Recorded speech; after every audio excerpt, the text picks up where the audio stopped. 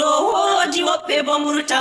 ɓe ɗo aya yiddende shehu may ɓe ɗo ƴona shehu Allah way ɓe ɗo aya ande haqiqa way noyi haala maɓɓe a yecca men giɗo shehu men marhamu ngam da ɓe sagloyi himɓe ɗuɗɓe ɓe lowi ɓe nder wahmu qur'anu vi men Allah kam ɗum goto on al ahadi yahu laaru ha nder suratul ikhlasi ɗum tawhidi wala ko nandi wala mo nandata Allah nder ɗam dow e les nana o goɗɗo na mala'ika famaneyam ayyunas barahama na fa o Allah na ono laaɗo Allah a famanam barahama laati walojo on giɗo annabijo no laaɗo am oɗo juula zakka o hidda nden bo o suuma nder ramadana Allahu bo ɗon juulana miɗo ƴamtama oɗo suumana barahama fi Allahu reeni mo fodde ngurdam maako